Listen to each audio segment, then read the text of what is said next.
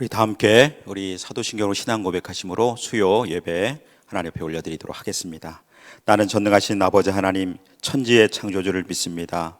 나는 그의 유일하신 아들 우리 주 예수 그리스도를 믿습니다.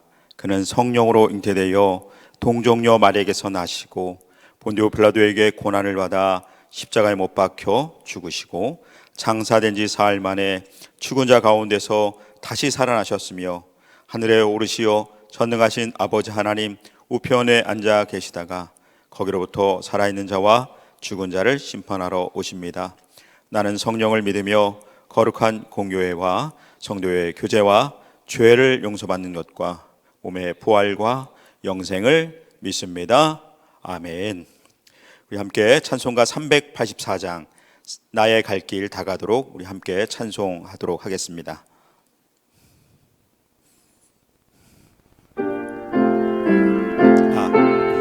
299장입니다. 죄송합니다. 299장. 사랑은 온전한 참사랑 내 맘에 부어주시사 충만케 하소서. 내 주님 참 사랑 햇빛과 같으니 그 사랑 내게 비추사 뜨겁게 하소서. 그 사랑 앞에는 풍파도 그치며 어두운 맘도 하나니 그 힘이 그도다. 하나님 사랑은 온전한 참사랑 내 맘과 영에 채우사 새 힘을 주소서.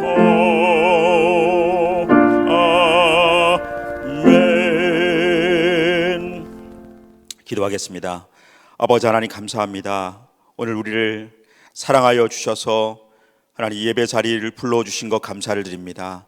다시 한번 이 예배 자리에서 주님에 대한 사랑을 고백하고 오늘 하나님 그 사랑을 깨달아 다시 한번 하나님 예배를 통해서 오늘 우리의 사랑을 하나님 앞에 온전히 전할 수 있도록 인도해 주시옵소서. 아버지 부족하고 연약하지만 오늘도 하나님 우리를 이렇게 예배 자리로 인도하신 것 감사를 드립니다. 다시 한번 이 예배 자리에서 말씀을 통하여 하나님 온전하여질 수 있도록 도와여 주옵소서. 특별히 하나님 우리의 연약한 문제들을 주 앞에 맡겨 드립니다. 아버지 하나님 우리의 여러 가지 어려운 점들이 하나님 아버지 주님 우리에게 하나님 때로는 고난과 또 하나님 어려움 속에서 이것이 마치 하나님을 더 만나는 통로가 되게 하여 주시고 특별히 하나님 아버지 또 하나님 앞에 가까이 갈 수 있는 하나님 은혜의 기회가 되게 하심을 감사를 드리옵나이다. 아버지 하나님 부족하고 연약하지만 하나님 주의 피 묻은 보혈로 우리를 용서하여 주시고 덮어주셔서 우리를 새롭게 하여 주시옵소서. 아버지 하나님 우리의 여러 가지 문제들이 오늘 하나님 아버지 있지만 그럼에도 불구하고 그 문제보다도 더 크신 하나님을 바라보면서 그걸 향하여 우리가 하나님 말씀 붙들고 살아갈 때에 오늘 하나님 이 어려움 속에서도 분명히 승리하고 회복하는 우리 모두가 되게 하여 주옵소서. 오늘 이 밤에도 하나님 깨닫는 주의 음성이 있게 하여 주시고 이 말씀이 우리에게 레마의 말씀 살아계신 하나님의 분명한 응답의 말씀이 되게 하여 주셔서 우리가 이 말씀으로 도전을 받고 어떻게 살아가야 할지를 분명히 알게 하여 주옵소서. 이제 설을 명절을 앞두고 있습니다. 하나님 마음속에 분주함을 내려놓게 하여 주시고 또 하나님의 말씀 가운데 집중하게 하여 주셔서 오늘 주님의 은혜 받는 귀한 복된 예배가 되게 해 주옵소서. 감사드리며 예수 그리스도의 이름으로 기도하옵나이다. 아멘.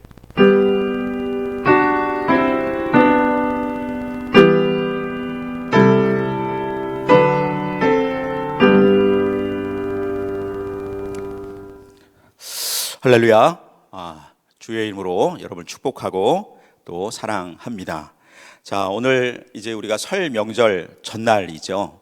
분주하고 마음이 이래서 좀 떠여 있다고 하나요? 그럴 마음들이 있는데 오늘 다시 한번 이 말씀 가운데 집중하면서 오늘 하나님께서 어떤 말씀을 하신지를 분명히 함께 듣고 또 기도하는 시간이 됐으면 참 좋겠습니다. 옆에 있는 분들이 있다면 우리 한번 이렇게 한번 고백하면서 인사해 볼까요? 새해 복 많이 받으세요. 네. 여러분 복이 넘치는 여러분과 가정이 되시길 축복합니다. 자, 우리 지난주 지지난주 말씀을 보면서 우리가 이 사사기 에필로그 우리 두 번째 이야기를 함께 나눴습니다. 그래서 우리가 이 말씀을 좀 정리해 보면 사사기는 특별히 17장에서 18장까지는 여러분 영적인 타락을 다루고 있어요.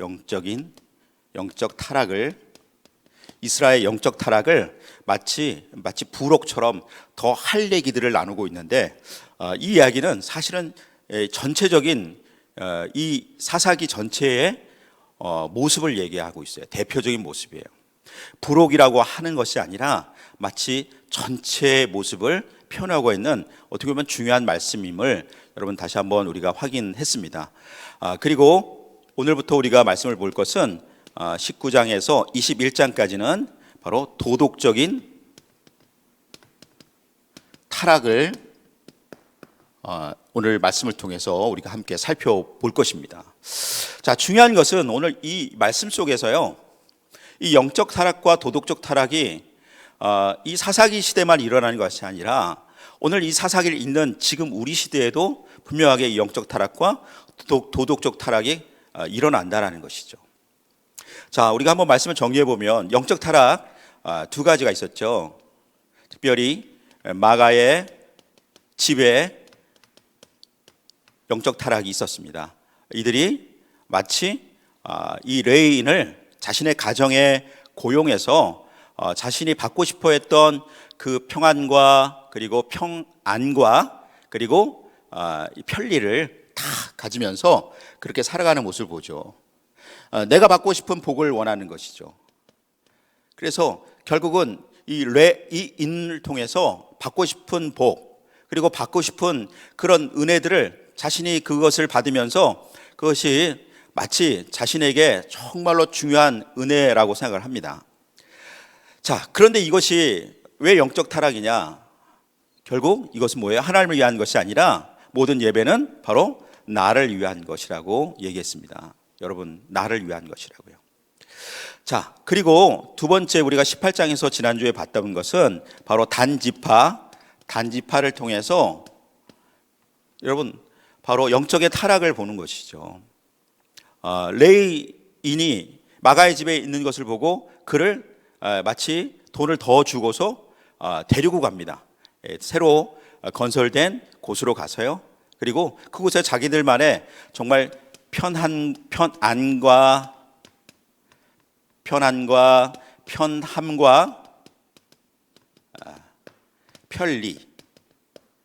편리에 따라서 예배하기를 원하는 것이죠. 실로까지 내려오기를 그들은 원하지 않고 그곳 단지형에서 자기네들이 편하게 예배하는, 바로 편리하게 예배하고 그리고 평안한 생활을 하는 것이 그들의 목적이었습니다.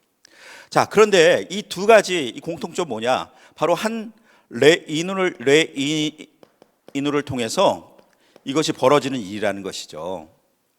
자, 근데 이 레위인은 사실은 이렇게 마가의 집에 고용이 되고 단지파에 고용이 되는 이유가 뭡니까? 바로 돈 때문이라는 거예요. 돈 때문에. 그래서 돈 때문에 그들은 우상 앞에도 예배하고요, 그리고 거짓 점을 치고 또 거짓된 축복을 말하는 그런 레위인의 정말 그 타락적인 모습들을 좀 보게 되는 것이죠. 자, 돈 때문이라고 하지만 실제로 이 레위인도 무엇 때문에 움직이는 것이죠? 편안과 편리를 그도 쫓고 있는 것이죠. 누구를 위해서? 바로 나를 위해서 그렇게 하는 것이 바로 이 모든 영적인 그 모습들이 우리가 17장에서 18장까지 우리 지난주까지 살펴본 내용이죠. 자, 그런데 이 영적인 타락을 통해서 그냥 그치는 것이 아니라 이 영적인 타락은 반드시 그 뒤에 뭐가 온다?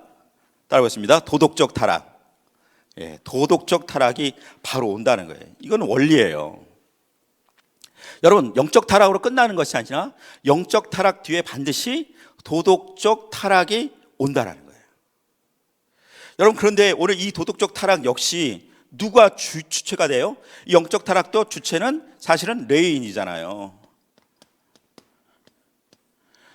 그런데 이 도덕적 타락도 역시 오늘 말씀을 통해서 보게 되어지면 주체가 바로 동일하게 레위인입니다. 같은 레위인은 아니지만 오늘 레위인을 통해서 이 도덕적 타락의 이야기를 하고 있는 거예요. 여러분, 좀 안타깝지만 오늘 이제 이 말씀을 우리가 사사기 에필로그를 계속 보면서 여러분, 계속 하나님께서는 레위인을 통해서 하나님께서는 이 사사기 전체의 모습을 나타내주고 있어요.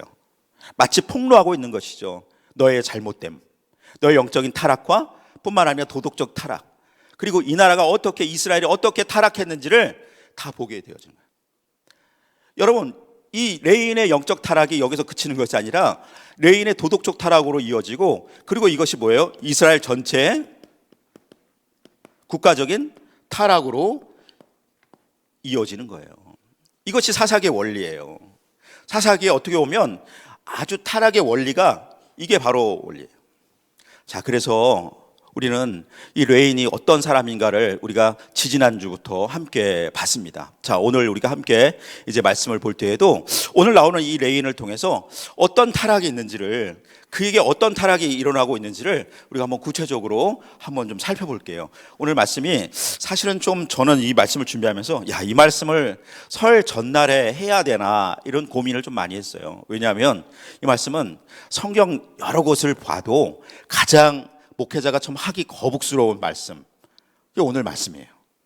어떻게 보면 참 이 말씀은 아이들이 들어서 좀 좋지 않은 말씀 있잖아요. 좀 부적절하고 그렇게 건전하지 않는, 정말 악하고 정말 죄악이 가득한 그 말씀의 그 구절이 있는 곳이 바로 이 사사기 19장의 말씀이라는 거예요. 그래서 이 말씀을 하면서 설 전날에 이 말씀을 하는 것이 좀 부담스럽기도 하지만 고민을 했어요. 그래서 좀 다른 말씀을 할까 하다가 다른 특강을 좀 하려다가 그래도 이것이 오늘 하나님께서 주신 말씀이라고 저는 순종하고 여러분과 함께 나누기를 바랍니다. 여러분 함께 이 말씀 속에서 비록 우리가 마음이 아플더라도 함께 도전받고 여러분이 변화되는 기회가 되시길 주의 이름으로 축복합니다. 자, 오늘 본문의 말씀을 보면 한 레인이 나오는데 그 어떤 레인이라고 나와요. 어떤 레인? 그 지난주의 레인과 다른 레인이에요. 자, 그런데 이 레인은 지금 어떻게 소개가 되고 있냐면 그가 에브라임 산지에 있다고 합니다. 에브라임 산지인데 거기에 하나 또 토가 달려 있어요. 뭐라고 합니까? 구속. 여러분, 구속이라고 합니다. 구속. 변두리란 얘기죠. 구속에 거류하고 있다, 살고 있다라는 것이죠. 자, 그렇다면 에브라임 산지 구속에, 여러분 변두리에 살고 있는 오늘 어떤 한 레인을 얘기하고 있다면 이 레인은 어떤 사람인가 우리가 한번 좀 살펴보았으면 좋겠어요. 여러분, 에브라임은요 사실은 좀 넓은, 에브라임 지파가 있는 곳은 이 에브라임 산지에 있거든요. 이 산지는 좀 넓습니다. 저기 뭐 위치상으로 보면 요단강 그 여리고서부터 해서 저 지중해 끝까지 사실은 에브라임 산지인데, 사실 에브라임 지파가 거주하고 있는 것은 좀 줄었어요. 대표적인 도시들은 뭐 여러 도시들이 있지만 우리가 잘 아는 베델도 있고요. 그리고 여러분 그 예전에 기드온이 자신의 고향에서 그곳을 아주 번창하게 만든 오보라라는 것도 있고요. 여러 곳이 있습니다. 자, 그런데 우리가 한 가지 더 알고 있는 건 뭐냐? 바로 중요한 영적인 장소 어디죠? 실로라는 곳이 있잖아요. 실로가 사실은 이 에브라임 산지, 에브라임 지파의 중심에 있지 않아요. 오히려 큰 도시들이 좀 많지만, 그런데 에브라임 지파에서 이 실로는 그닥 중심의 역할을 못하고 바로 구석진 곳에 변두리에 있다는 거예요. 왜냐하면 여러분 이때 정말 모든 지파가요 하나님 앞에 그렇게 정말 열심이고 순종하고 말씀을 잘 들었다면 이 실로가 이 에브라임 지파뿐만 아니라 이 가나안 전체의, 이스라엘 전체의 중심이 되었을 것인데, 물론 이곳에서 와서 예배를 드리고 이곳에서 와서 그들이 기도는 하겠지만 그럼에도 불구하고 이곳을 바로 중심이라고 생각하지 않았던 상황이 바로 이 사사기 시대의 특징인 것이죠. 자, 한번 우리가 지도를 한번 볼까요? 지도를 준비했는데 지도를 한번 보겠습니다. 자, 여러분 지도 보시면 저기 에브라임 쪽에 위쪽에, 맨 위쪽에 바로 실로라는 위치가 있습니다.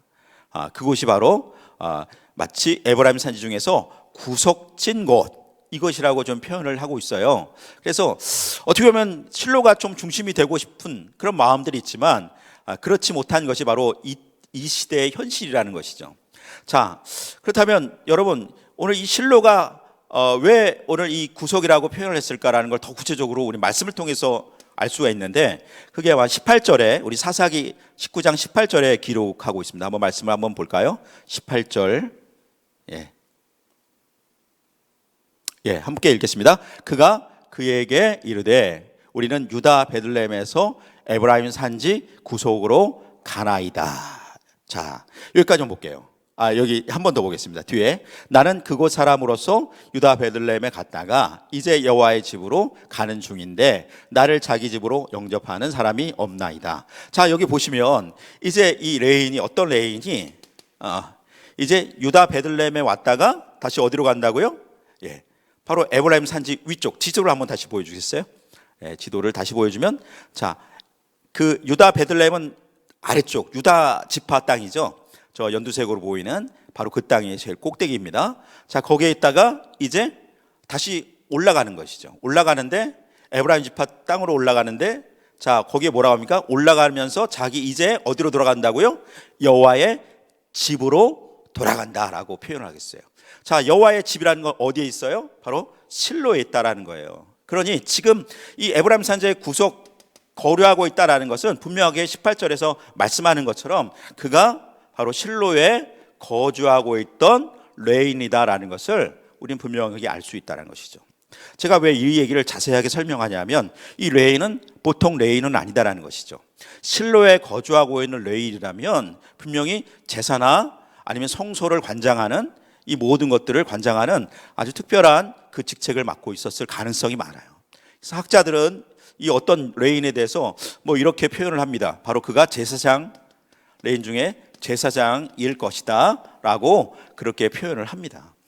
자, 그렇다면 우리가 이 레인을 그냥 보통 어떤 그냥 평범한 레인으로 보지 않고 제사장 반열에 우리가 레인으로 본다면, 오늘 우리가 이 이야기들이 점점 얼마나 그렇게 타락되어지는지를 우리가 함께 이제 말씀을 통해서 볼 수 있다는 거예요. 자, 우리 1절 말씀, 우리 아까 읽지 못했는데 1절 말씀을 다시 한번 읽어볼까요? 시작. 이스라엘의 왕이 없을 그때에 에브라임 산지 구속에 거류하는 어떤 레인 사람이 유다 베들레헴에서 첩을 맞이하였더니. 자, 여기에서 자, 첫 번째 이제 타락. 여러분, 이제 6가지 타락을 우리가 한번 제가 연구를 했어요. 이건 제가 연구한 거예요. 오늘 본문에서 잘 들어보세요. 자, 첫 번째 타락 첫 번째입니다. 자, 첫 번째 타락 바로 뭐가 타락일까요? 첩을 두었다. 첩을 두었다. 자, 여러분, 첩을 두었다라고 하고 있어요. 여러분, 이스라엘에 하나님께서 결혼의 원리, 결혼의 법 정하셨잖아요. 여러분, 결혼의 법 뭘까요? 하나님은 모든 사람들이요, 일부 몇 초? 1초. 일부 1초.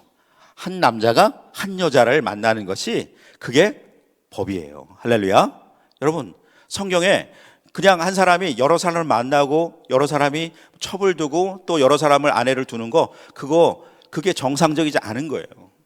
그래서 성경을 보면 우리 그런 사람들이 참 많이 나와 있어요. 믿음의 사람들도 그런 사람들 꽤 많아요.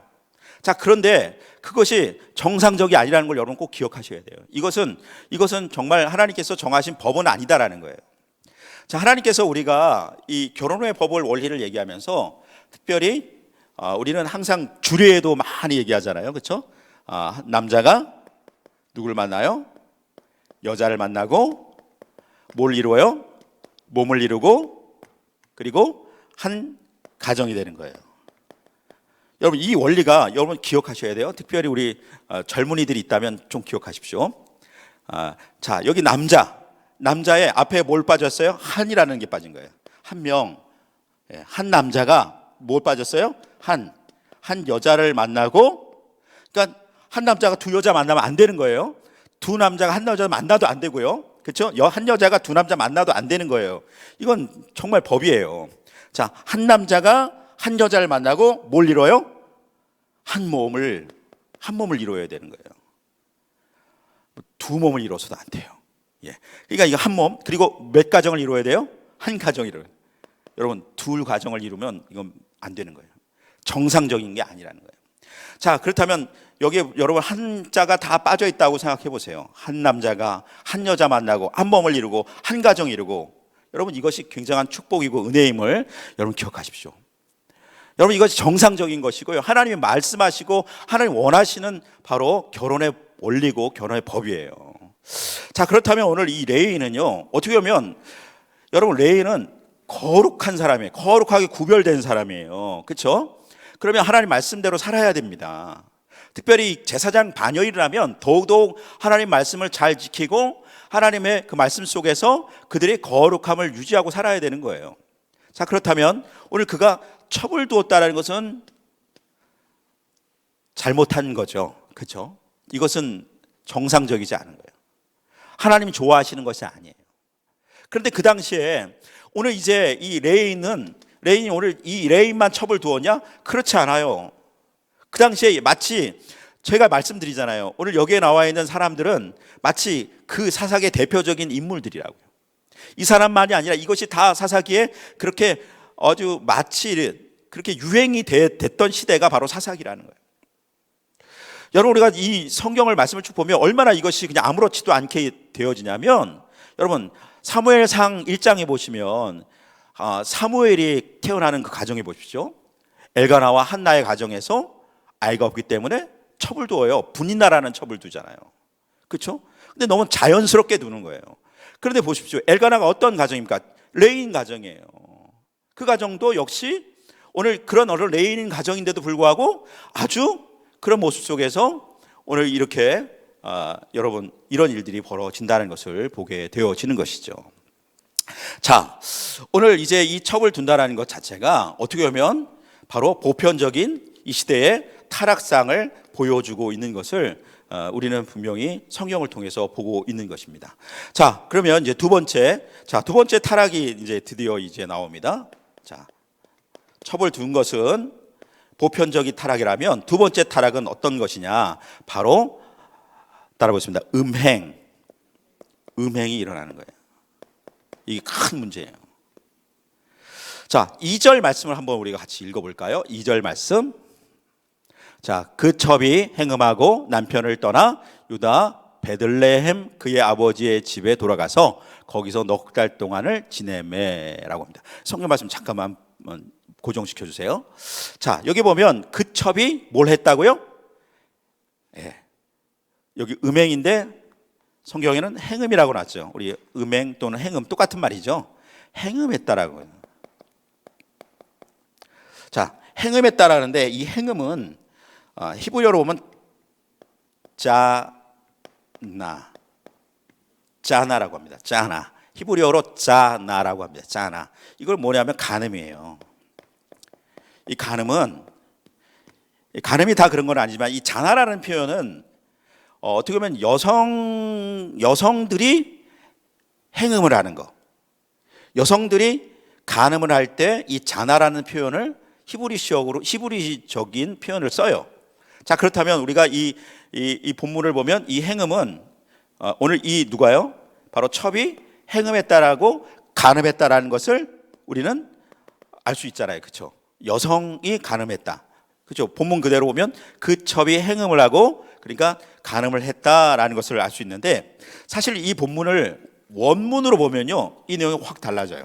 자, 그래서 여러분 오늘 이 밤에 특별히 설 명절 앞에서 이 말씀을 듣는 여러분들은 원문에 가까운 이 설교를 지금 듣고 있는 거예요. 자, 오늘 이 본문은 어떻게 됐냐면 그 첩이 원문에는 그 첩이 남편의 대항하여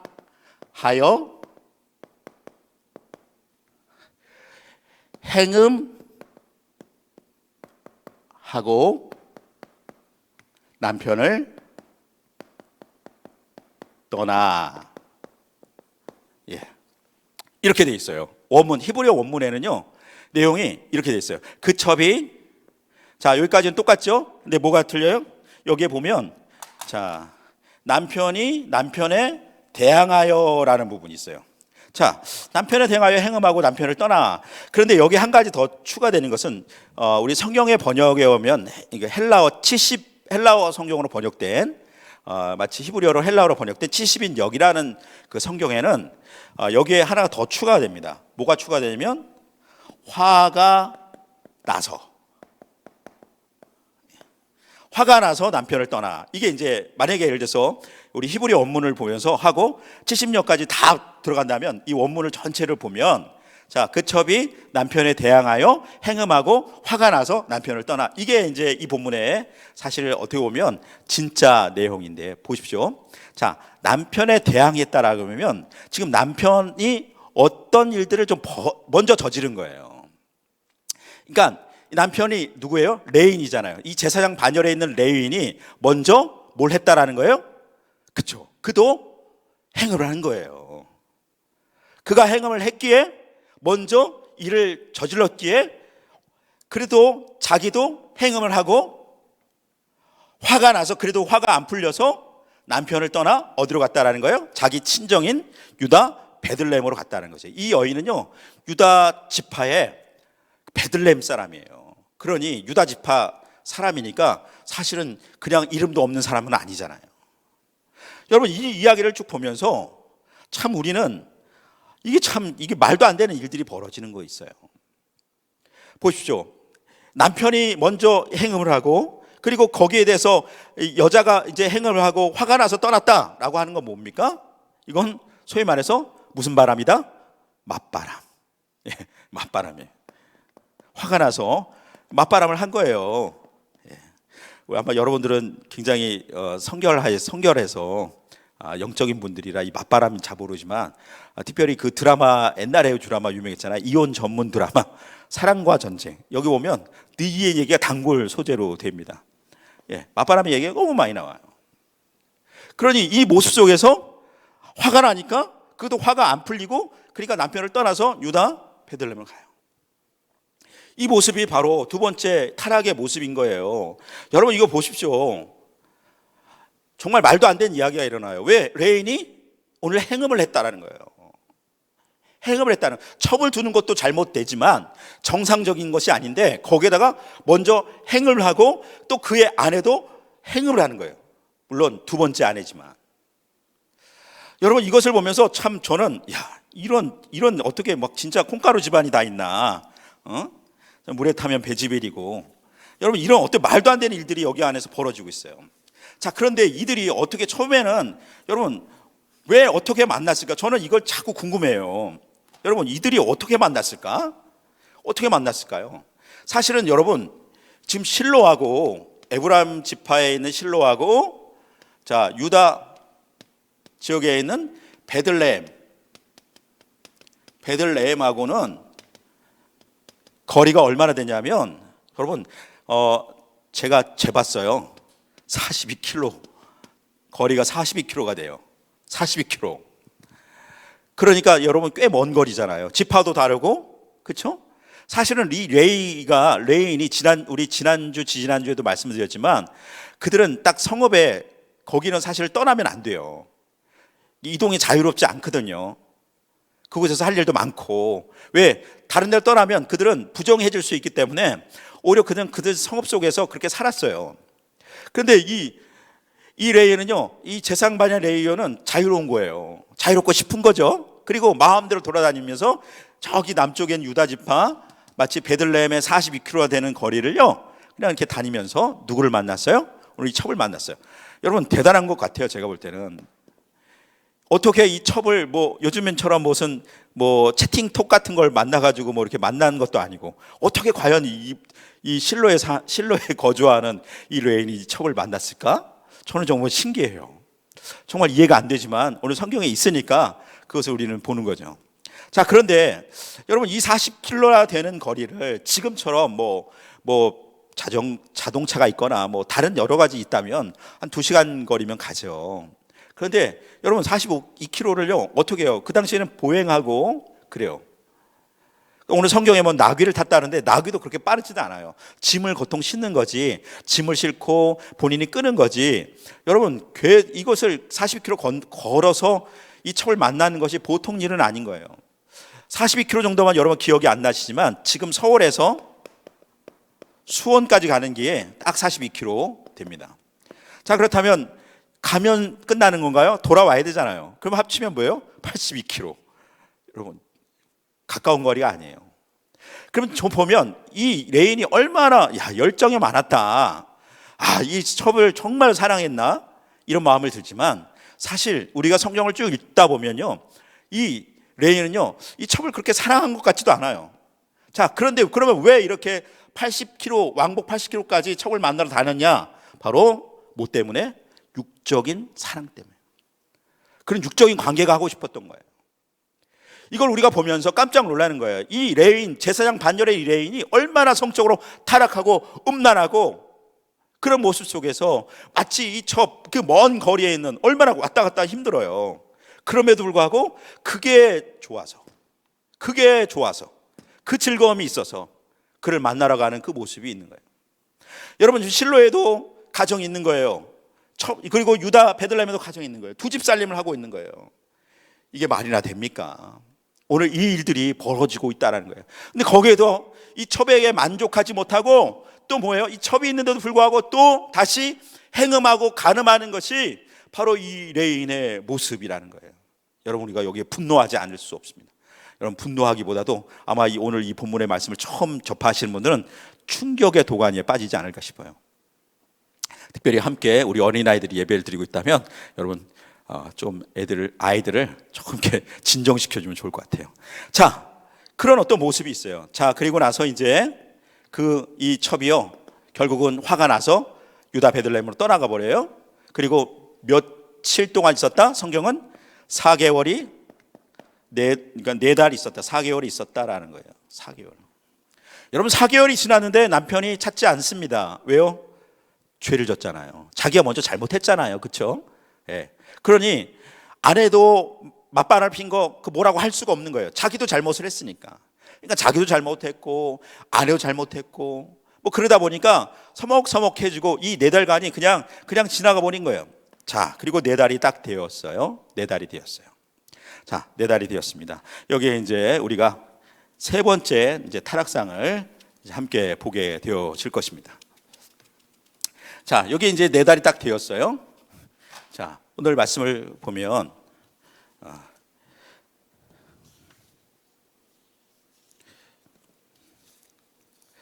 우리가 이제 지금 세 번째 타락상을 보면, 자, 4달이 되었을 때 이제 드디어 어디로 갑니까? 이제 이 레인이 유다 베들레헴으로 가요. 그리고 아내에게 첩에게 찾아갑니다. 자, 찾아갔더니 이 장인이요, 그 첩의 장인이 얼마나 극진하게 맞이합니다. 그러면서 며칠 동안 잔치를 베푸냐면 3일 동안 잔치를 베풀어요. 3일 동안 잔치를 베풀어요. 여러분, 잔치를 베푸는 그 장면에서 우리 4절 말씀을 준비했는데 한번 4절 말씀 한번 읽어볼까요? 4절 말씀 함께 읽겠습니다. 그의 장인 곧 그 여자의 아버지가 그를 머물게 하매 그가 3일 동안 그와 함께 머물며 먹고 마시며 거기에 유숙하다가. 자, 여기에 뭐라고 했죠? 먹고 마셨다.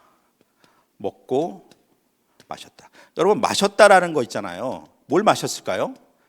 뭐 지금처럼 뭐 콜라나 사이다 마시는 건 아니잖아요. 그렇죠? 그 당시에 보통 마시는 것이 뭐 포도주나 아니면 다른 독주, 그런 걸 마셨을 거예요.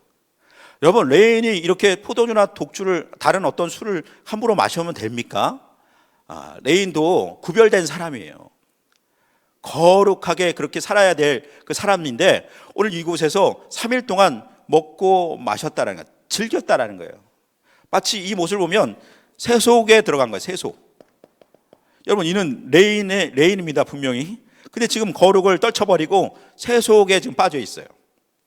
자, 그래서 이제 3일 동안 이제 먹고 마시고 나니까 이제는 이제 지루하기도 하고, 지루한 것보다 그냥 이제는 그래도 이제 가야 되잖아요. 그렇죠? 이제 갈 때가 된 것 같아서 가려고 했는데 4일째 됐어요. 자, 가려고 했더니 누가 말려요? 장인이 못 가게 말리는 거예요. 하루 더 있으라고. 하루 더 먹고 마시라고. 근데 그래 보니까 먹고 마시는 게 즐거운 거죠. 그러니까 하루 암 잡았으면 큰일 날 뻔한 거죠. 그리고 하루 더 있는 거예요. 자, 그리고 이제 다음 날 5일째가 됐어요. 5일째 돼서 이제 또 가려고 하니까 장인이 뭐예요? 또 잡아요. 그러더니 뭐라고 하냐면 하루 더 있으면 안 될 것 같으니까 저녁 늦게 좀 가라고. 오늘 여기서 놀다가 먹다가 저녁 늦게. 그러니까 보니까 그래, 뭐 어차피 지금까지 놀았는데 즐겁지, 그러면서 놀려고 하는 거예요. 그리고 저녁에 가자. 그리고 어떻게 해요? 저녁쯤에 이제 떠나기로 마음을 먹습니다. 이게 중요한데, 여러분 보세요. 지금 이 레인, 제사장 마녀의 레인은 뭘 지켜야 돼요? 안식일을 지켜야 되는 거예요. 여러분, 네 번째 타락이 바로 안식일이에요. 왜 안식일을 얘기하냐면, 여러분 이제 보십시오. 하루 이틀 5일까지 됐어요. 자, 그러면 6일째가 안식일이 들어가는 거예요. 자, 이스라엘에서는요, 이 안식일이 언제냐면 금요일, 오후부터 안식일로 들어가요. 그러면 이제 예를 들어서 지금 5일째 들어가서 저녁에 가더라도 언제 들어가야 돼요? 6일째 점심 이후에는 들어가야 되는 거예요. 실로에 가 있어야. 그래야 완전 범죄가 되는 거죠. 자, 이걸 계산한 거 아닌 거예요? 놀다 보니까 계속 만류하다 보니까 5일째 저녁에 가도 충분하게 가겠다. 뭐 예배 시간 늦지 않겠지. 예배 시간에 맞춰만 가면 되는 거 아니야? 이렇게 생각하는 거예요. 여러분, 이게 예를 들어서 성도들도 그러면 안 되지만, 그렇죠? 그런데 물론 성도들 다 그럴 수 있어요. 근데 만약 목사님이 그렇다고 생각해요. 설교 준비 하나도 안 하고 주중에 계속 먹고 마시고 놀다가 그냥 그러다가 이제 예배 시간 되면 설교 시간에 맞춰서 가지. 예배 시간에 맞춰서. 이게 말이 다 되는 거예요? 지금 이러고 있다는 거예요. 여러분, 지금 우리가 예배 드리는 것이 정말 중요한데 그보다 더 중요한 건 뭐냐? 우리가 한 주간에 어떻게 살고 있느냐가 정말 중요한 거예요.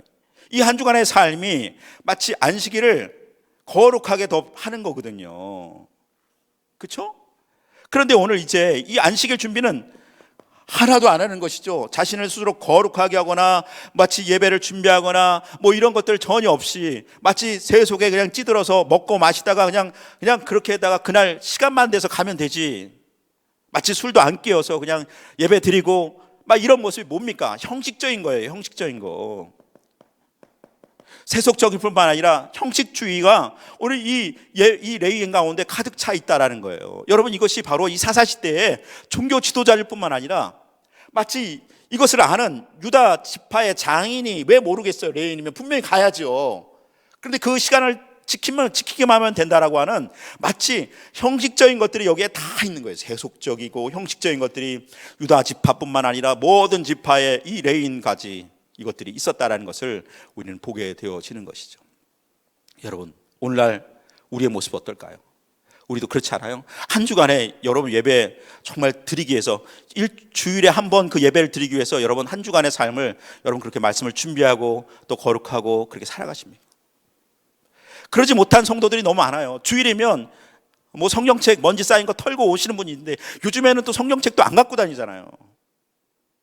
그냥 시간 맞춰 오고 또 시간 맞춰서도 안 와요. 늦게 오고. 여러분, 그런 것이 우리의 모습이라면 특별히 그 모습 속에 레인마저 그런 모습이 오늘 있다면 오늘 이 모습이 얼마나 우리 하나님 앞에 우리가 얼마나 죄 짓는 모습일까? 다시 한번 우리가 한번 바라보시길 주님을 축복합니다. 자, 그리고 우리 이어서 네 번째 타락이 이제 이어서 바로 나오는 것이죠. 자, 이제 보십시오. 오늘 이제 네 번째 타락은 바로 이 모습 속에서 오늘 이제 저녁에 이제 출발하기로 이제 드디어 때가 됐습니다. 저녁에 출발합니다. 자, 시간이 됐어요. 이제 저녁에 딱 돼서 출발을 하는 거예요. 자, 출발하는데 출발해서 한 10km 정도 가다 보니까 이미 해가 졌어요. 자, 그 지역을 딱 보니까 어디냐면 여부수라는 곳입니다. 여부수. 여부수라는 곳에 당도합니다.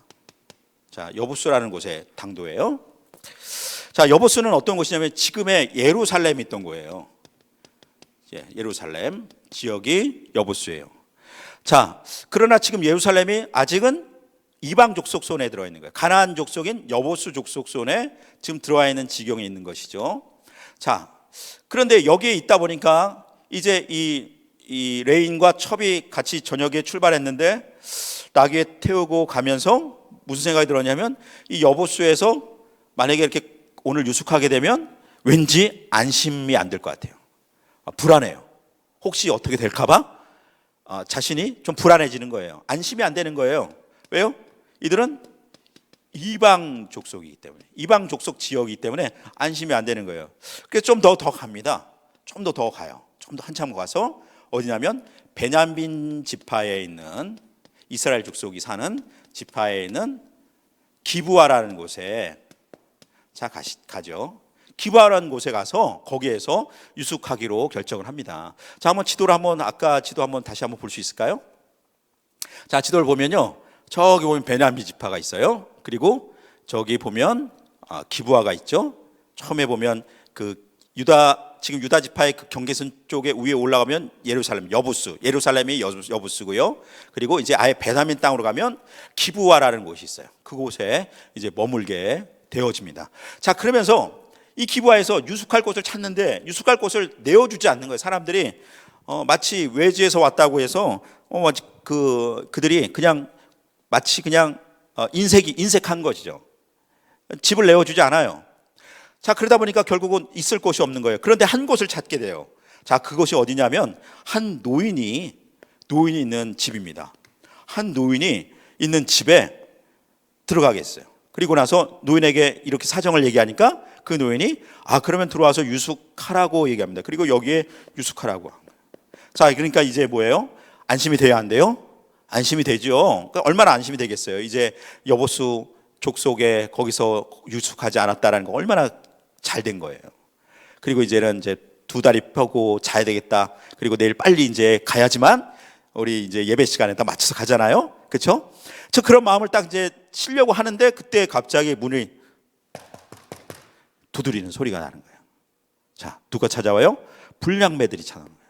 베냐민 지파에 있는 불량매들이 몇 명인지 몰라요. 근데 많이 왔을 것 같아요.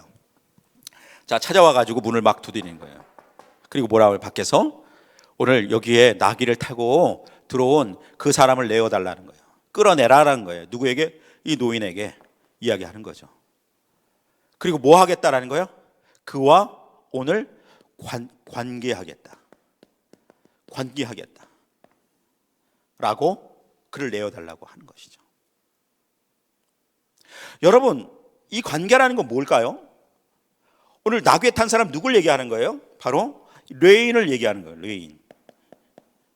오늘 레인을 얘기하는 거예요. 그 레인과 관계하겠다는 건 뭡니까? 동성애를 하겠다라는 거예요. 동성애를 하겠다는 거예요. 여러분, 동성애를 하겠다라고 하는 것이 바로 그들의 목적인 거예요. 그리고 찾아와서 막 문을 두드리는 거예요. 지켜보니까 그 레인이 아주 멋있는 옷을 입고 막 얼굴도 하얄지 몰라요. 예배만 드렸으니까. 그러니까 그 사람하고 마치 이제 오늘 내가 동성애를 해야 되겠다라는 거예요. 그리고 빨리 내놓으라는 거예요. 여러분, 이 모습이 어느 모습하고 비슷해요? 창세기 19장에 나와 있는 소돔과 고모라의 모습과 똑같잖아요. 그렇죠? 롯에게 찾아온 천사를요, 그 사람들이 찾아와 가지고 막 내어달라, 우리가 그와 동침하겠다라고 하는 것 있잖아요. 자, 그 장면과 거의 비슷하게 나와요. 자, 그랬더니 노인이요, 그 막 이제 이 불량배들을 어떻게 보면 잠재우기 위해서 문제 해결의 방법을 내놓습니다. 그런데 어떻게 내나요? 자, 오늘 말씀을 24절 말씀을 한번 볼까요? 24절. 자, 함께 읽겠습니다. 시작. 보라, 여기 내 처녀 딸과 이 사람의 첩이 있은즉 내가 그들을 끌어내리니 너희가 그들을 욕보이든지 너희 눈에 좋은 대로 행하되 오직 이 사람에게는 이런 망령된 일을 행하지 말라 하나. 야, 여보세요, 보세요. 여기 누가 자기 처녀 딸이 있어요. 이거 중요한 건 처녀 딸이라고 강조합니다. 처녀 딸이 있고 자기의 딸, 그 다음에 누가 있다? 그 사람의 첩이 있으니 첩을 내어줄 테니 오늘 너희들이 좋을 대로 마음대로 다 행하라. 뭘 하라는 거예요? 능욕을 하라는 거예요. 그래서 이 두 번째, 오늘 이제 이 타락은, 네 번째 타락은 뭐냐? 여러분, 능욕이에요. 능욕. 네 번째 맞나요? 다섯 번째인가요? 능욕이 아니라 능욕. 여러분, 능욕입니다. 오늘 이 능욕을 행해야겠다라고 그렇게 이야기하고 있어요. 네 번째 맞습니다. 능욕을 행하겠다. 이 능욕이라는 것이 바로 계속해서 겁탈을 하는 거예요. 겁탈을. 여러분, 이 당시에 정말 이 성적인 타락이 얼마 정도 이게 보편화되냐면 정말 무법천지라는 거예요. 무법천지예요. 그런 일들이 사사기 안에서 좀 벌어지고 있는데, 자, 너희 마음대로 능력을 행하라는 거예요. 자, 그러니까 어떻게 합니까? 사실은 그들이 원하는 것은 레인인데 결국은 그냥 그대로 하게 되는 거예요. 자, 오늘 창세기 19장의 소돔과 고모라도 마찬가지잖아요. 롯이 그의 딸을 주면서 너희 마음대로 행하라라고 얘기하잖아요. 오늘 그 모습들이, 여러분, 이 노인의 방법이 굉장히 도덕적이지 않고 비도덕적이고 비윤리적인 방법을 그 당시에는 쓰고 있는 거예요. 여러분, 이것이 바로 이 당시의 그 모습이라는 것이죠. 자, 그런데 오늘 성경 보면 아주 특이한 장면이 나와요. 자, 여러분, 누굴 줬어요? 처녀딸과 첩을 주고 능욕을 행하라라고 했는데, 자, 25절 보면 25절 말씀 읽겠습니다. 시작. 무리가 듣지 아니하므로 그 사람이 자기 첩을 붙잡아 그들에게 밖으로 끊어내매 그들이 그 여자와 관계하였고 밤새도록 그 여자를 능욕하다가 새벽 미명에 놓은지라. 여러분, 여기에 특이한 것은 처녀딸이 빠져요. 그렇죠? 왜 빠질까요? 이건 모르는 일이지만 아마 처녀딸이 그렇게 이쁘지 않았던 이야기도 있습니다. 이거는 뭐 믿거나 말거나입니다.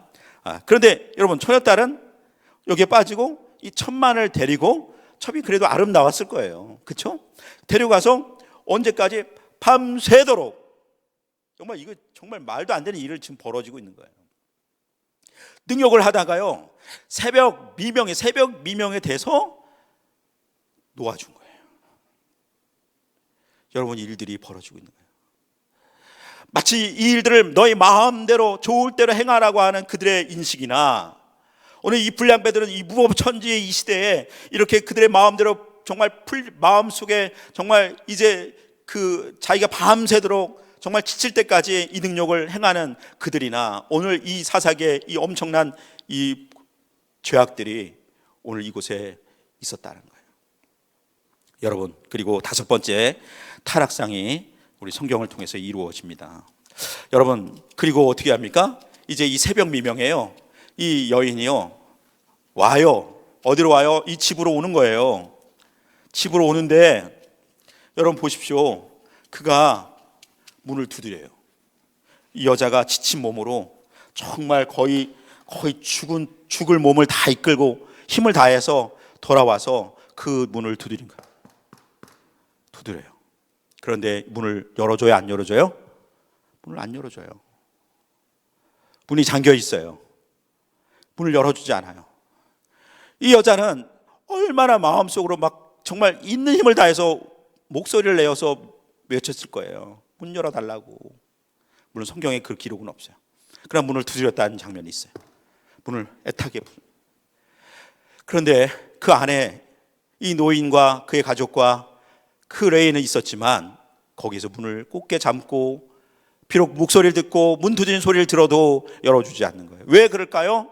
왜 그럴까요? 그 당시에 타락 다섯 번째, 이기주의라는 거예요. 여러분, 지금 문을 열게 되면 혹시라도 누가 찾아올지 몰라요? 다시 불량배들이 들어올지 모르는 거예요. 그러니까 레인과 로인과 생각할 때는 야, 그들이 또 다시 올지 몰라. 저기 문 두드리는 사람 첩 맞는데 첩과 함께 같이 왔을지 모르니까 이제는 나까지 그 해하게 될지 모르니까 우리 문을 열어주지 말자. 아마 그는 그런 생각을 갖지 않았을까요? 그런데 밖에서 애타게 첩은 계속 문을 두드리고 있는 거예요. 거의 죽어가는 그 모습 속에서.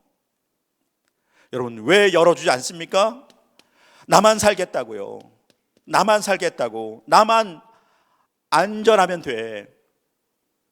저 사람의 목숨보다, 첩의 목숨보다, 내 아내의 목숨보다 내 아내가 더 소중해 라고 하는 것이 바로 그의 이기적인 생각이라는 거예요. 여러분, 이는 레인이에요. 제사장 반이래요. 오늘 하나님 앞에 예배를 대신하여 드리는 사람이에요. 그런데 이기적인 그 마음 속에 오늘 있다라는 거예요. 그런데 이것이 바로 이 레인뿐만 아니라 이 당시에 모든 사람들에게 다 이기적인 마음들이 있었다는 거예요. 나만 건강하면 돼. 나만 안전하면 돼. 나만 복 받으면 돼. 나만 잘 되면 돼 라는 것이 바로 이 당시에 바로 타락상이라는 것이죠. 여러분, 결국 어떻게 됩니까? 이 여인은 여기서 죽어요. 문 앞에서 죽어요. 자, 정말 여기 충격적인 일들이 있어요. 다음날 아침에 그 레인이요 일찍 일어났다라고 얘기하고 있어요. 일어났다. 자, 우리가 말씀을 한번 볼게요. 말씀 26절인가요? 네, 1절 한번 읽겠습니다. 동틀 때에 여인이 자기 주인이 있는 그 사람의 집 문에 이르러 엎드려져 발기까지 거기에 엎드려져 있더라. 그러면 아직은요, 아침이 될 때까지는 살아있다라는 거예요. 그런데 일어나서 나와보니까, 주인이 일어나 나와보니까, 일찍 일어나 나와보니까 문에서 문설주에 붙들고 죽어 있다라고. 깨어도 일어나지 않는 거예요. 죽었어요. 여러분, 충격적이지 않으세요? 밤새 두렸을 텐데, 마치 자신의 안위 때문에 문 열어주지 않았고, 근데 본인의 성경에 보면 그가 일어나, 아침에 일어나라고 한 건 뭐예요? 잤다라는 거예요. 여러분, 충격이잖아요. 아내가 밖에서 저렇게 문 두드리고 있는데 불량배가 있는지 뭔지 모르겠지만, 그런데 내가 잠을 잘 수 있어요? 말도 안 되는 일들이 이 상태에 벌어진 거예요. 나만 되면 돼. 나만 건강하면 돼. 나만 안전하면 돼. 그것이 그들의 생각이에요. 자, 나와보니까 죽어 있어요. 결국 이 죽음은 누가 죽인 거예요? 바로 이기적인 레인이 죽인 거예요. 오늘 성경 기자는 이것을 폭로하고 있는 거예요. 누가 죽였다? 불량배들이 죽인 게 아니라 내가 죽인 것이다. 너 레인이 죽인 것이다 라는 거예요. 너의 이기적인 생각 때문에, 너의 이기적인 행동 때문에 내 아내가 죽었다라는 거예요. 자, 그러면서 오늘 레인은 그것을 인정하지 않은 채, 그리고 그 아내의 첩을요 나귀에 싣고요 이제 돌아갑니다. 마지막, 여러분, 이제 6번째 타락. 이게 마지막이에요. 이제 목이 좀 아픈데 마지막 6번째까지 잘 하도록 하겠습니다. 자, 6번째 타락. 여러분, 이제 마지막, 이제 그 아내를 나귀에 싣고요 어디로 돌아가냐? 실로, 자기가 있었던, 돌아가요. 왜? 예배 시간을 맞춰 가야 되잖아. 그렇죠? 이게 끔찍한 거예요. 충격적인 거예요. 자기 고향으로 가는 거예요. 그리고 자기의 집에 가서 뭐예요? 칼을 빼다가, 아직 안식일의 예배 시간은 아직 안 되는 것 같아요. 그러니까 시간이 좀 남았을지 몰라요. 칼을 가져다가 그 첩에 죽은 시체를 가지고 몇 두 토막을 내요? 12토막. 이건 진짜 호러 영화에 나오는 거죠. 12토막을 내요. 12토막을 내고요, 이걸 어디에 보내요? 이스라엘 12지파에게 보내요. 여러분, 왜 보낼까요? 왜 보낼까요? 이것은 복수하기 위해서. 누구를? 불량배들을 복수하기 위해서. 그렇죠? 이걸 보는 거예요. 여러분, 생각해 보세요. 만약에 요즘 시대 같으면 이 진짜 끔찍한 일이잖아요. 마치 자기의 첩을요 12토막 내가지고요 택배로 보냈다고 생각해 보세요. 이거 열어봤을 때 얼마나 놀라고 끔찍한 일이 벌어져요. 거기에 글을 다 집어놨을 거 아니에요. 자, 저기에 있는 레이지파의 불량배들이 내 아내 첩을 이렇게 했다라고 한다면 그들이 얼마나 분개를 하겠어요. 얼마나 분노하겠어요. 자, 그런 일들이 지금 여기서 벌어지고 있는 거예요. 여러분 보세요. 이 잔혹함, 마치 이 마지막 6번째 타락은 잔혹함이에요. 마치 호러의 영화에 나오는 이 잔혹함이 이 사사시대 때 일어나고 있는 거예요. 저는 지금도 잊을 수 없는 게 그 뭐예요? 텍사스 전기톱 사건. 그 옛날에 아주 옛날 영화인데 그 영화 한번 보고서 저는 지금도 기억이 소름 끼치도록 무서운 거예요. 여러분, 그런데 그 일이 오늘 거기보다 더한 일들이 오늘 여기에서 벌어지고 있다는 거예요. 성경에. 여러분 보셔요. 오늘 이 잔혹함을 통해서 결국은 이스라엘 12지파에게 자기 첩의 그 토막을 12토막을 보내면서 복수하겠다라는 거예요. 그런데 여러분 생각해 보세요. 이 모든 시작의 이 이유가 누구에게 있어요? 레인에게 있어요. 자신에게 있어요. 자신이 죄를 짓지 아니했으면 이게 이런 일들이 벌어지지 않아요. 자신이 하나님 말씀에 순종하고 살아가면 그럴 일이 없어요. 자신이 실로를 떠나지 않으면 그럴 일이 없어요. 그리고 자신이 실수하지 않으면 그럴 리가 없어요. 그런데 이것을 인정하지 않는 거예요. 천천히 인정하지 않고 결국 뭐예요? 남이 한 것만을 그냥 그렇게 바라보고 그렇게 복수하기를 원하는 것이죠. 그러면서 어떻게 합니까? 그가 오늘 불량배들에게 복수하나요? 아니요. 불량배들에 복수하지 않아요. 불량배보다 더 큰 어디요? 그 지파, 베냐민 지파에게 복수하고 싶은 거예요. 여러분, 베냐민 지파가 무슨 잘못입니까? 이 불량배들의 잘못이죠. 그런데 더 크게 복수를 더 크게 확대시키는 거예요. 이걸로 이 불량배들을 그냥 죽이는 것만으로는 내가 분이 안 풀리는 거야. 그러니까 베냐민 지파를 다 없애버리고 싶은 거예요. 그래서 오늘 12토막을 내서 이 모든 지파에게 다 보낸 거예요. 베냐민 지파에게도. 맞아. 그리고 모든 지파들이요, 그 즉시 다 무장하고요, 오늘 이 베냐민 지파를 치기 위해서, 살육하기 위해서 그들이 연합으로 그리고 이제 오는 거예요. 이게 바로 다음 주에 말씀을 통해서 여러분 보게 됩니다. 말씀을 정리하겠습니다. 사랑 여러분, 이 6가지 타락이 여러분 정말 사사기 안에, 시대 안에 일어났다는 거예요.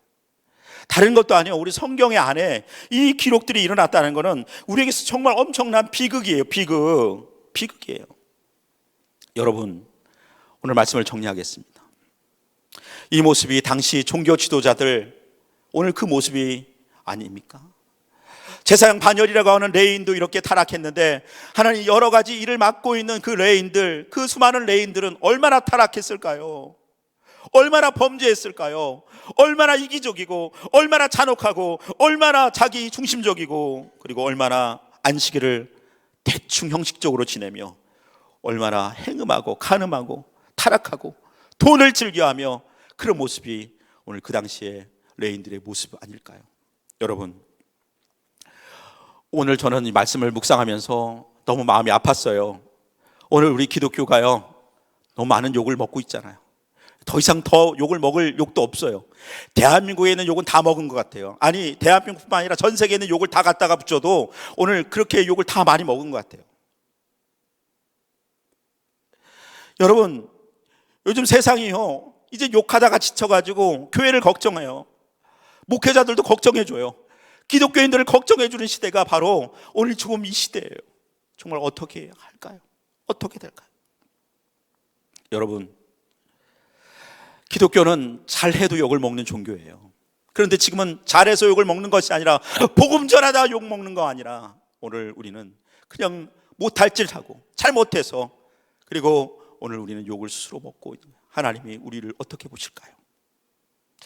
중요한 것은 그렇습니다. 여러분, 도덕적 타락, 다시 여러분 기억하십시오. 도덕적 타락. 여러분, 도덕적 타락, 영적 타락. 여러분, 영적 타락, 영적 타락. 오늘 목회자들에게, 이 시대에 한국교회 영적 목회자들의 영적 타락이 있었다면 오늘 그것이 우리가 욕먹는 거예요. 영적 타락은요, 세상과 우리가 아무도 상관이 없어요. 우리 사실 우리가 영적으로 타락해도 세상이 우리를 욕할 근거가 되지 않아요. 여러분, 우리가 돈과 그리고 우리의 다른 어떤 것을 위해서, 편함과 편리와 편안을 위해서, 만을 위해서 우리가 영적으로 타락한다면 누가 뭘 할 거 없어요. 그런데 이 영적 타락이 어디로 이어집니까? 도덕적 타락으로 반드시 이어진다는 거예요. 목회자들의 도덕적 타락으로 반드시 이어져서 오늘 이런 타락함의 모습들이 구체적으로 나타나고 있다는 것입니다. 결국 어떻게 됩니까? 이 종교적인 지도자, 목회자들의 타락이 결국 교회를 타락시키고, 교회를 타락하면 우리 성도들의 가정을 타락하고, 가정이 깨어지면 이 나라가 타락하고 나라가 무너지는 거 아니겠습니까? 여러분, 그래서 우리 목회자들이 다시 한번 깨어 있어야 되는 거예요. 오늘 이 말씀은 저에게 주시는 말씀이고, 우리 모든 주의종뿐만 아니라 특별히 오늘 복음을 믿고 살아가는 여러분 그리스도인들에게도 같은 의미로 말씀을 주셨다는 거예요. 여러분 괜찮습니까? 아니요. 여러분도 영적 타락이 있다면 여러분의 영적 타락으로 도덕적 타락이 반드시 일어나고, 여러분의 가정이 깨어지고, 여러분 때문에 교회가 깨어지고, 또 목회자가 깨어지고 나라가 깨어지는 것, 이것을 여러분 분명하게 기억하시기를 바라겠습니다. 사랑하는 성도 여러분, 이제 설날을 앞두고 우리가 다시 한번 좀 무거운 마음이지만 오늘 이 시대에 목회자들을 위해서 기도해 주세요. 저를 위해서 기도해 주시고, 우리 주의 종들을 위해서 기도해 주시고, 우리 성도들을 위해서 기도해 주시고, 그리고 이 나라 민족을 위하여 기도하시는, 그리고 가정을 위해서 기도하시는 저와 여러분 되시길 주의 이름으로 축복합니다. 기도하겠습니다. 아버지 하나님, 감사를 드립니다. 하나님, 우린 연약하고 부족합니다. 하나님, 제가 하나님 앞에 가장 큰 잘못을 한 종입니다. 무익한 종입니다. 범죄한 종입니다. 저 때문에 혹시 하나님 아버지, 우리 그 교회가 무너지지 않았나요? 성도들의 가정이 깨어지지 않았나요? 성도들의 마음속에 상처와 근심이 있지 않나요? 하나님 아버지, 저 때문에 이 나라 민족이 이렇게 하나님 욕을 먹고 있지 않나요? 교회가 욕을 먹고 있지 않나요? 다시 한번 하나님, 제 몸을 쳐서 복종케 하는, 그리고 오늘도 하나님 회개하는 그 마음을 우리 모두가 함께 갖게 하여 주셔서, 그리고 하나님 이 시대의 목회자뿐만 아니라 이 시대의 교회가 다시 한번 오늘 하나님 말씀을 먼저 회복하고 결단하며 회개하며 오늘도 하나님 이 시대를 온전하게 세울 수 있는 교회, 그리고 하나님 이 나라 성도 가정 될 수 있도록 축복하여 주시옵소서. 이제는 우리를 권하신 예수 그리스도의 은혜와 아버지 하나님 극진하신 사랑과 성령의 감화 감동 역사 위로하심이 오늘도 다시 한번 말씀 붙들고 오늘도 하나님 아버지 주 앞에 거룩함을 쫓아서 온전히 말씀 속에서 성결하게 살아가기를 소원하는 모든 사랑하는 가정과 자녀와 주의 종들과 그리고 하는 일 이외에 지금부터 영원토록 함께 하시기를 간절히 축원하옵나이다. 아멘.